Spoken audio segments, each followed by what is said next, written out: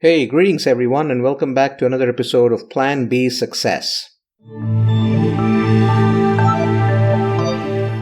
As we all know, 80% of America is working from home today, and so are several other people across the world due to the current crisis. And a crisis management plan goes a long way in helping us ensure that we manage our lives as well as our businesses during a crisis.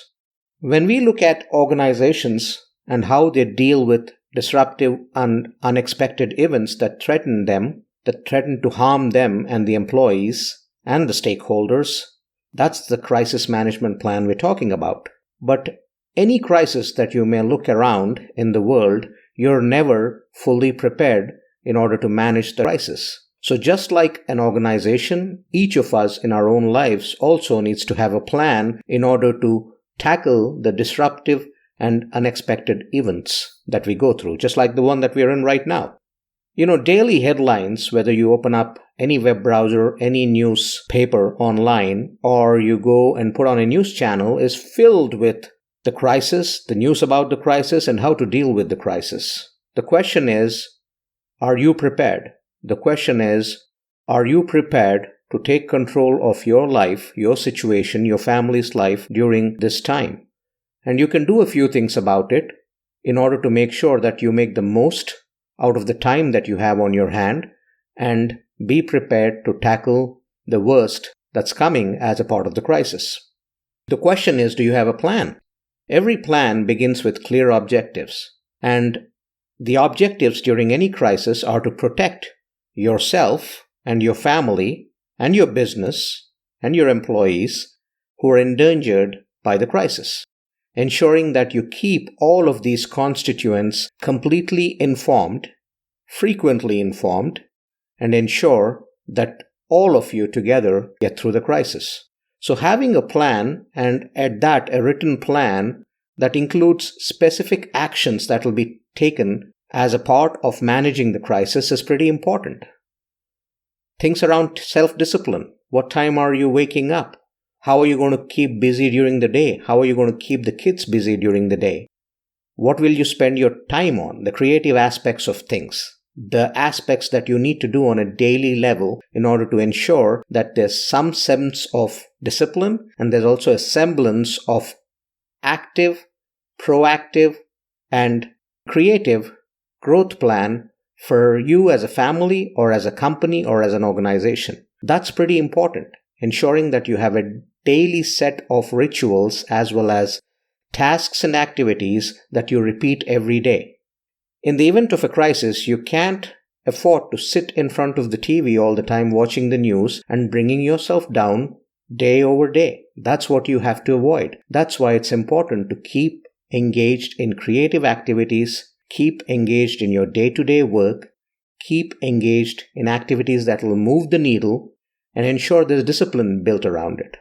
The time you wake up, the time you have your meals, the time you go to bed, the time you exercise, the time you have some entertainment, all of these are vital in order to ensure that you bring a sense of normalcy to the situation that you're going through so that you can come out with a sense of normalcy as you get out of the crisis. Ensure the health and well-being of yourself, your family, your customers, your employees, everyone that's somehow connected to you. Ensure that you act as a spokesperson in order to answer questions that might come from all these different constituents. And you answer it to the best of your knowledge. You answer it honestly. You're honest, open, and truthful. That's going to be important in order to ensure a sense of trust and transparency between everyone and keep everyone connected and not worrying unnecessarily. Stop the rumors and diffuse any frenzies as a result of the rumors immediately. And this transparency must be projected through all communication channels. Whether you're interacting on social media, whether you're making internal announcements to your employees, whether you're interacting with your children, your family, your friends, whoever it might be. Keep everyone informed.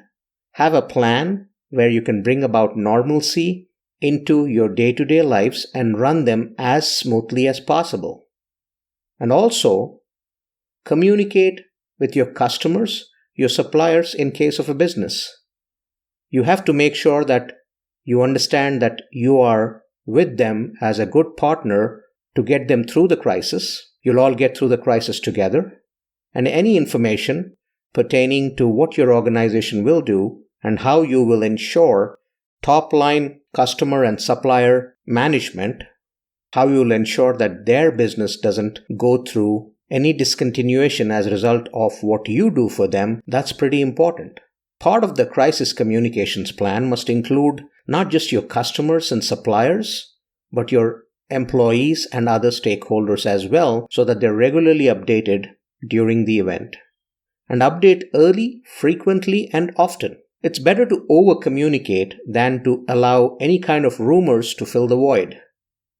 If you need to issue any statements, if you need to have updated action plans, have new developments being catered to, and actions being taken in a fluid manner to change with the situation, you have to be ready for it. Remember that today's social media and the news outlets are live 24/7 all the time. And they're pushing and pushing and pushing information all the time. Your crisis plan should make sense of the news that's coming out of there, crystallize it to cater to your audience, your situation, your company, your employees, your customers, your family, and ensure they're getting the message straight from you in terms of how to go through this crisis, how you're all going to get through it together. That thread of transparency and trust I talked about is key to ensure the sanity of everyone within the framework of that stakeholders that I talked about. And again, don't forget social media. One way of getting the most in terms of what's going on out there is probably through social media activity. Of course, there's fake news, but you need to be the one that's sifting through the information and making sense of what's true and what's not and how to act on it. A crisis that's not managed well can wipe out decades of hard work and value in a matter of hours. We all know that. We've seen it before.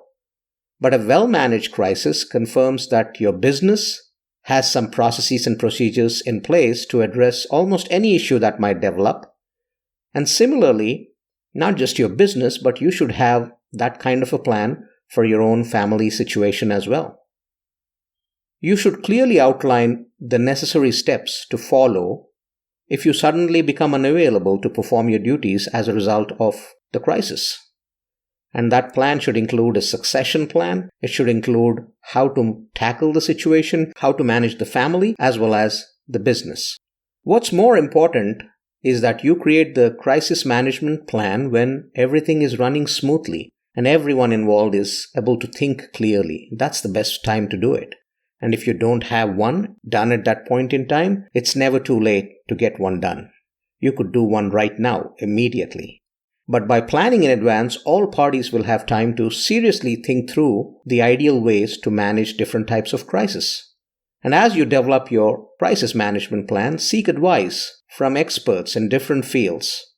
If it's your business, probably from your leadership team, your employees, your customers, your bankers, lawyers, and others.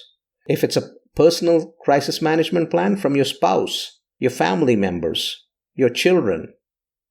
Each of these individuals can provide you valuable insights that could be critical should a crisis strike. And they may help avoid leaving things not covered in a crisis management plan that you're not thinking about. That's why a well-rounded approach to creating a plan is important. So as I said, get back to self-discipline, get back to daily activities that are moving the needle, and spend time on things that are creative, that bring you closer, and that ensure growth and prosperity for when you get out of the crisis. Hey, I hope you liked that episode.